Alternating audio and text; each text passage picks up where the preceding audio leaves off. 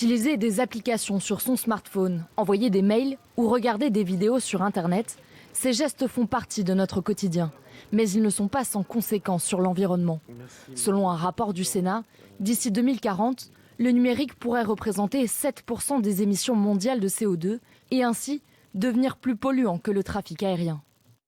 Si on avait à résumer l'empreinte de l'univers numérique, eh bien en fait c'est un pays grand comme 3 fois la France. Vous prenez tous les impacts environnementaux de la France et vous les multipliez par 3 et vous obtenez finalement l'empreinte du numérique mondial, ce qui est extrêmement important. Si la fabrication d'objets connectés est gourmande en énergie, notre utilisation l'est tout autant. La connexion continue au réseau a pour conséquence la consommation invisible d'électricité. Les vidéos en ligne dévorent les bandes passantes des opérateurs. Elles représentent 60% de la consommation mondiale d'Internet. Par exemple, l'utilisation continue de YouTube pendant 3 semaines demande presque autant d'énergie que pour faire une lessive en machine.